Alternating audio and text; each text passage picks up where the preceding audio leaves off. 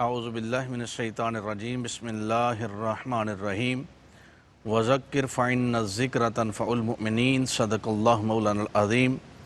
معزز ناظرین کرام، روشنی کا سفر ہے اور روشنیوں کے سفر میں اضافہ کرتے ہوئے ARYQ TV کے پلیٹ فارم سے پروگرام روشن راستے کا آغاز کیا جا رہا ہے۔ انشاءاللہ تعالی ہر ہفتہ اسی وقت ہماری آپ سے ملاقات ہوا کرے گی اور آپ دیکھتے رہیے پروگرام روشن راستے عرفان الہی قادری کے ساتھ۔ معزز ناظرین کرام، آج ہمارا موضوع ہے نظام رسالت اور سیرت طیبہ۔ وہی رب ہے جس نے کائنات بنائی، ستاروں کو آسمان میں لٹکایا، سمندروں کو موجوں کا لباس پہنایا اور انسان کو عقل، شعور اور دل کی دھڑکن عطا فرمائی۔ دنیا کی تمام صداقتیں اگر ایک مرکز میں سمٹ جائیں تو وہ توحید ہے، اور تمام راستے اگر ایک منزل پر ختم ہوں تو وہ اللہ کی رضا ہے۔ وہی رب جس نے اپنی سب سے بڑی نعمت ہدایت کو انسانوں تک پہنچانے کے لیے ایک عظیم نظام قائم کیا، جس نظام کو نظام رسالت کہا جاتا ہے۔ معزز ناظرین کرام، جب انسان زمین پر آیا تو محض اپنی عقل کے سہارے اس آسمانی حقیقت تک نہ پہنچ سکا، کیونکہ عقل تو راستے دکھا سکتی ہے لیکن روشنی نہیں دے سکتی۔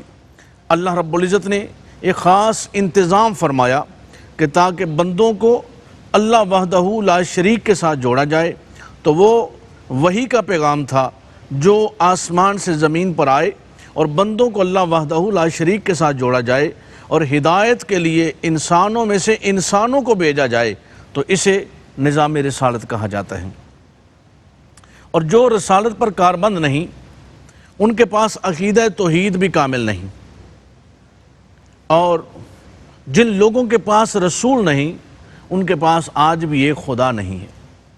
چونکہ اللہ وحدہ لا شریک کی توحید پر کاربند رہنے کے لیے نظام رسالت کی ضرورت ہے، عقیدہ رسالت کی ضرورت ہے، توحید کو سمجھنے کے لیے عقیدہ رسالت کی ضرورت ہے۔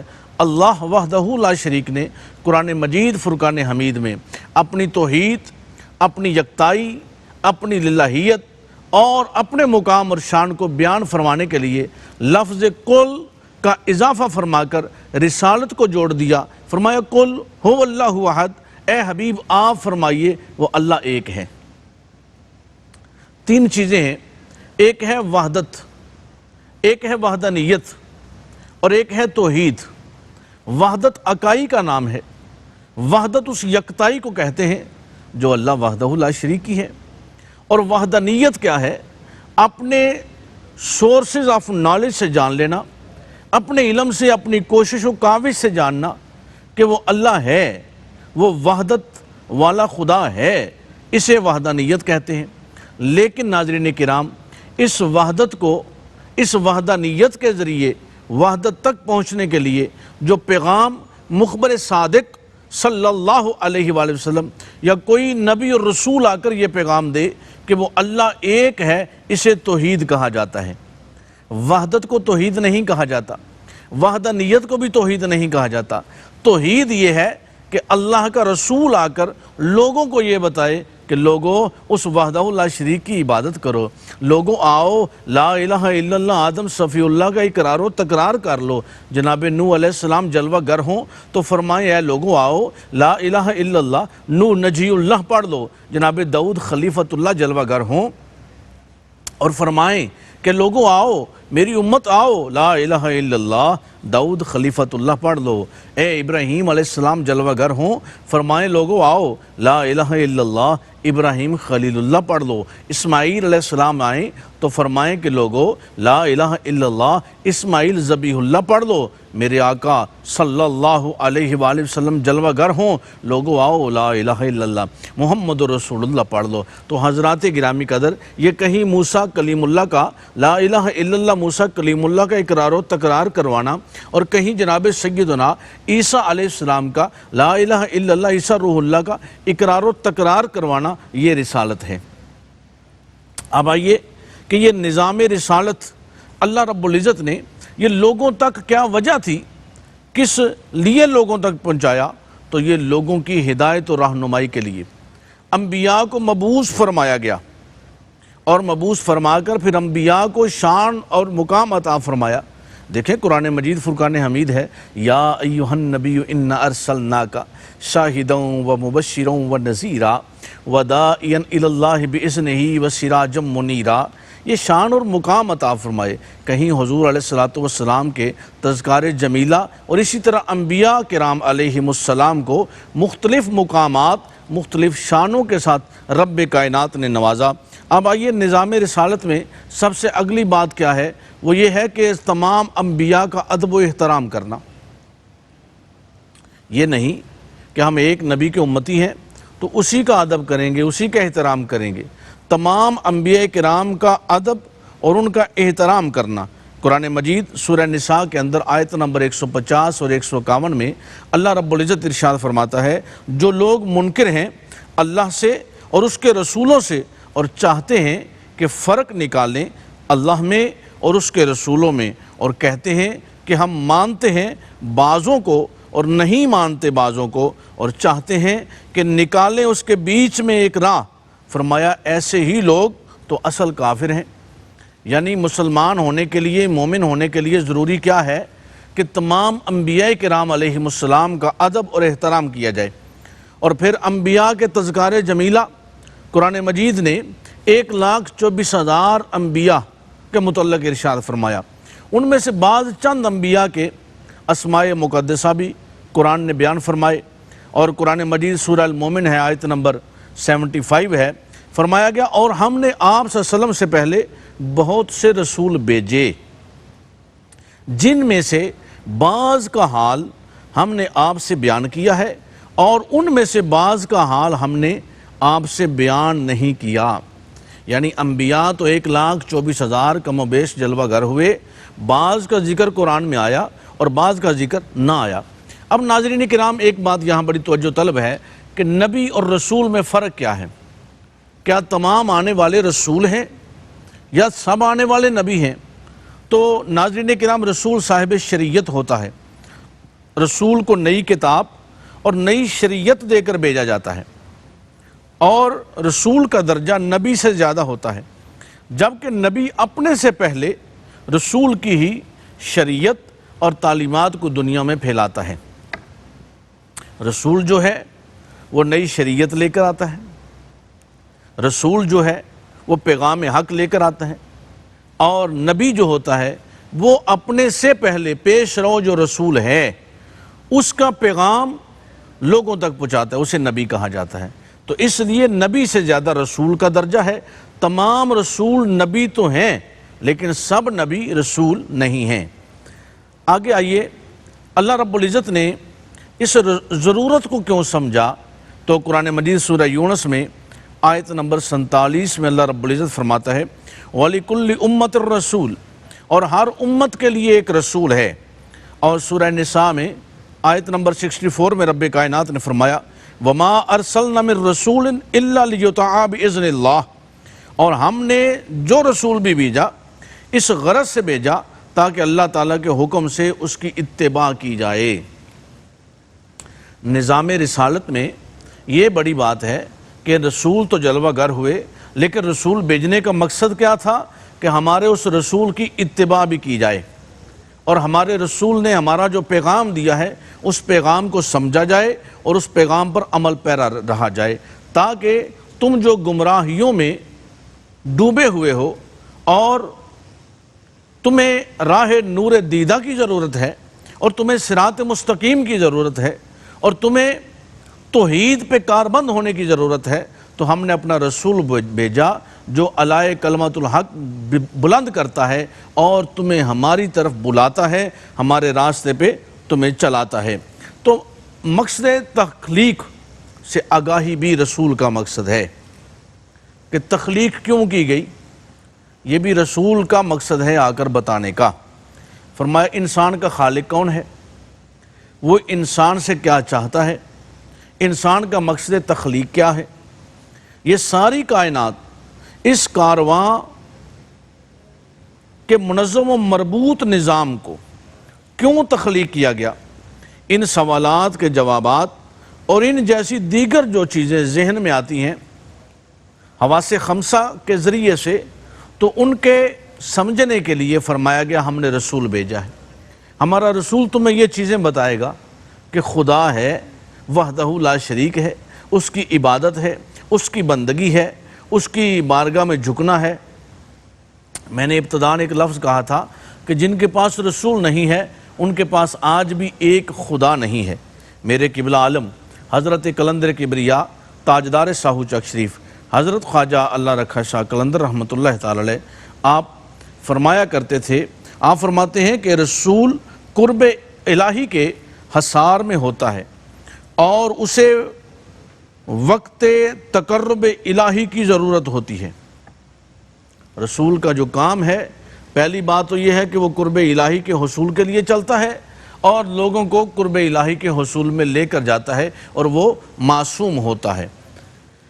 انسان کا مقصد تخلیق کیا ہے؟ یہ بھی نظام رسالت سے ہمیں ملا کہ قرآن مجید نے تو انسان کے مقصد کو کس قدر بیان فرمایا۔ سورہ زاریات ہے، آیت نمبر 56 ہے، فرمایا گیا وَمَا خَلَقْتُ الْجِنَّ وَالْإِنسَ إِلَّا لِيَعْبُدُونَ، اور ہم نے جنات اور انسانوں کو صرف اس لیے پیدا کیا کہ وہ میری عبادت کریں۔ تو نظام رسالت کا مقصد یہ تھا کہ لوگوں کو عبادت کی طرف ڈالا جائے اور پھر وحی الہی کا نزول، یہ بھی نظام رسالت کا مقصود ہے۔ اللہ رب العزت کا جو کلام ہے، اللہ ہر کسی سے کلام نہیں فرماتا، اللہ اپنے رسول کے ذریعے وحی فرماتا ہے، اور وہ وحی کا جو پیغام ہے وہ لوگوں تک پہنچتا ہے۔ اور دوسرا، نظام رسالت یونٹی پیدا کرتی ہے، اتحاد پیدا کرتی ہے، امت کا وجود بنتا ہے، اور امت کے وجود سے وہ تمام لوگوں میں اتحاد آتا ہے، لوگ متحد ہو جاتے ہیں کہ ہم ایک نبی کی امتی ہیں، ایک کلمہ پڑھنے والے ہیں، ایک کتاب کو فالو کرنے والے ہیں، ایک ہستی سے محبت کرنے والے ہیں۔ تو نظام رسالت میں اس بات کو بھی رکھا گیا کہ لوگوں میں اتحاد پیدا ہو، لوگوں میں یونٹی آئے، یہ تنظیم سازی ہو، نظم و نسق ہو۔ بھئی نظم و نسق، تنظیم سازی، اتحاد، یہ کسی بھی معاشرے کی قوت کا سب سے بڑا ہتھیار ہے۔ تو نظام رسالت میں اس چیز کو بھی واضح کیا گیا۔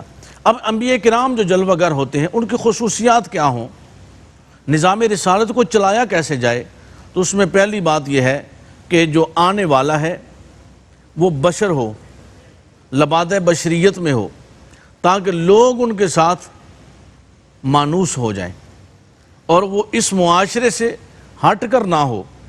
دو طرح کی چیزیں ہیں کہ ایسی خصوصیات جو نبی اور رسول کے علاوہ کسی دوسرے کو عطا نہیں کی گئی وہ تو وہی ہے، لیکن ایسی خصوصیات جو دوسرے لوگوں میں ہیں تو وہ کیا ہے؟ اس کا انسان ہونا، بشر ہونا، پھر مرد ہونا۔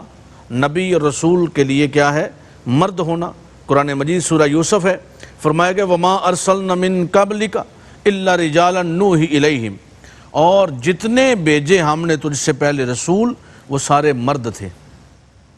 اللہ رب العزت نے اس بات پر فرما دیا حضور علیہ السلام سے کہ جتنے بھی آئے ہیں وہ سب مرد ہیں، ان کا بشر ہونا بھی ضرورت ہے تاکہ مخلوق ان جیسی ہو، جنات میں سے نہیں رکھے گئے۔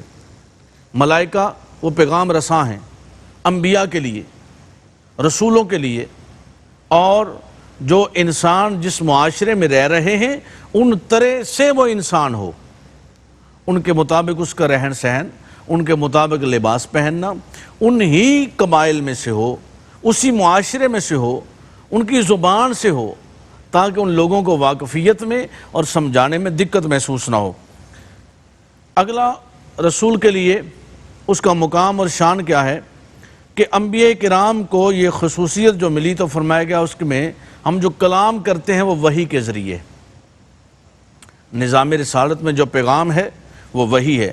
فرما دیا کہ سورہ نجم ہے، آیت نمبر 3 اور 4 ہے وَمَا يَنْطِقُ عَنِ الْهَوَىٰ إِنْ هُوَ إِلَّا وَحْيٌ يُوحَىٰ۔ تو یونٹی بھی آئی، اتحاد بھی آیا، پھر اس معاشرے سے مرد بھی ہونا، اور پھر اس معاشرے سے ان لوگوں کی طرح بشریت کا لبادہ بھی ہونا، جیسا کہ قرآن مجید نے فرما دیا اگر ہوتے زمین میں فرشتے پھرتے بستے تو ہم اتارتے ان میں آسمان سے کوئی فرشتہ پیغام دے کر۔ یعنی خالق لم یزل نے اس بات کی وضاحت فرما دی کہ جب لوگ بشر ہیں، انسان ہیں، تو ہم جو پیغام رساں اپنا رسول بھیج رہے ہیں وہ بھی ان میں سے ہوگا، انسان ہوگا، تاکہ وہ لوگ ان کے اسوہ حسنہ پر چل سکیں، اس کے کامل نمونہ پر چل سکیں۔ اسی لیے تو قرآن مجید سورہ احزاب ہے، خالق لم یزل فرماتا ہے لَقَدْ كَانَ لَكُمْ فِي رَسُولِ اللَّهِ أُسْوَةٌ حَسَنَةٌ۔ نظام رسالت کی سب سے بڑی یہ خوبی ہے کہ اس معاشرے سے ہونا، ان لوگوں میں سے ہونا، ان جیسا لباس پہننا، ان جیسا اوڑھنا بچھونا رکھنا۔ وہ کسی نے ایک شعر کہا تھا کہ اب آدمی کچھ اور ہماری نظر میں ہے، جب سے سنا ہے یار لباس بشر میں ہے۔ کہ یہ رسول جو آئے ہیں، اللہ نے بھیجے ہیں، یہ اللہ کا پیغام لے کر آئے ہیں، اللہ کے پیغمبر ہیں، لیکن ان لوگوں میں سے ہیں۔ ابراہیم علیہ السلام نے کیا دعا کی؟ یا اللہ رسول بھیج ان میں سے جو انہیں راہ ہدایت عطا فرمائے، جو انہیں تیری عبادت کا سلیقہ سکھائے، جو اس تیرے گھر کو آباد کرنے کے لیے کاوشیں اور کوششیں کرے۔ تو اس لیے اس کا کامل نمونہ لوگوں کے لیے اتباع سنت، لوگوں کے لیے راہ حیات، لوگوں کے لیے جناب فالو کرنے کا ذریعہ بنے، اور وہ رسول اور پیغمبر لوگوں کے لیے رول ماڈل بن کر آئے۔ تو فرمایا ان کا کامل نمونہ جو ہے وہ کیا ہے؟ تم سب کے لیے ہدایت ہے۔ اور اس نبی کی نظام رسالت میں اللہ کی طرف سے میں نے ابتداء ایک آیت مقدسہ کی تلاوت کی تھی، یا ایھا النبی انا ارسلناک شاہدا و مبشرا و نذیرا وداعیا الی اللہ باذنہ و سراجا منیرا۔ تو یہ نبی کی کوالٹیز، رسول کی خصوصیات بیان کی جا رہی ہیں کہ رسول اللہ کا جو نبی ہے غیب کی خبریں دینے والا ہے، وہ شاہد ہے، گواہ ہے، وہ مبشر ہے، بشارتیں دینے والا ہے، وہ نذیر ہے، ڈر سنانے والا ہے، وہ داعی الی اللہ ہے، وہ اللہ کی طرف سے دعوت دینے والا ہے، وہ سراج منیرہ ہے۔ تو یہ تمام کوالٹیز اس رسول میں ہیں۔ یہ تو محمد رسول اللہ کی بات ہے۔ تو تمام انبیاء کو اللہ رب العزت نے اپنا داعی بنا کر بھیجا، پیغام رساں بنا کر بھیجا۔ تو قرآن مجید میں سورہ رعد میں اللہ رب العزت آیت نمبر 7 میں فرماتا ہے انما انت منذر ولکل قوم ہاد، بے شک ہم تو خبردار کرنے والے ہیں اور ہر قوم کے لیے ایک رہنما ہے۔ یہ نظام رسالت کی وضاحت کی جا رہی ہے کہ ہر قوم کے لیے ایک رہنما ہے۔ امت بنتی ہی رسول کے وجود سے ہے، امت بنتی ہی، قوم بنتی ہی رسول کے وجود سے ہے۔ تو رسول کا وجود، رسول کی اپنا رسالت کا نظام اس امر پر ہے کہ لوگوں کو ہدایت کا رستہ دکھایا جائے، لوگوں کو خدا کے قریب کیا جائے، اور اللہ وحدہ لا شریک کی توحید اور اللہ کی عبادت کے لیے لوگوں کو اس پر کاربند کیا جائے۔ تو ناظرین کرام، آج ہمارا یہ موضوع اس امر پر رہا کہ نظام رسالت کیا ہے۔ فذکر انما انت مذکر، آپ نصیحت کیجئے کیونکہ آپ تو ہیں ہی نصیحت کرنے والے۔ تو آج کے اس پروگرام میں ہم نے نظام رسالت پہ بات کی ہے۔ آئیے اب وقت ہوا چاہتا ہے آج کے اس مادیت کے دور میں، پرفتن دور میں، فرقہ واریت اور طرح طرح کے مسائل میں گرے ہوئے عوام کے لیے آج کا ایک تحفہ جاتے ہوئے ہم یہ بھی پیش کیا کریں گے وظائف کی صورت میں۔ تو ناظرین کرام، جو ہمارے خواتین و حضرات طرح طرح کی مشکلات پریشانیوں میں ہیں، گھروں میں سکون کی دولت نہیں ہے اور بے شمار معاملات میں الجھے ہیں، جادو ٹونا اور یہ چیزیں عام آج کے دور میں پائی جا رہی ہیں، تو ان کے لیے آج کا منتخب کردہ وظیفہ ہے جو نہایت ہی مجرب اور اکثیر ہے، سورہ الکوثر، انا اعطینک الکوثر فصل لربک وانحر ان شانئک ھو الابتر۔ یہ روزانہ 5 مرتبہ آپ کو ہم جو ہے وہ تجویز کر رہے ہیں۔ 5 مرتبہ پڑھنا ہے، لیکن ایک وقت میں پڑھنا ہے۔ اگر آج ظہر کے ساتھ پڑھا ہے تو ہمیشگی اختیار رکھنی ہے ظہر کے ساتھ، اگر عصر کے ساتھ پڑھتے ہیں تو عصر کے ساتھ، اگر 9 بجے کا وقت رکھ لیں، 10 بجے کا، جو وقت بھی آپ ابتداءً رکھ رہے ہیں اسی ٹائم پہ سورہ الکوثر 5 مرتبہ روزانہ پڑھنا ہے۔ اللہ رب العزت ہم سب کا حامی و ناصر ہو۔ انشاءاللہ تعالی آئندہ ہفتہ اسی وقت پر آپ سے ملاقات ہوگی۔ اپنے میزبان عرفان الہی قادری کو اجازت دیجیے۔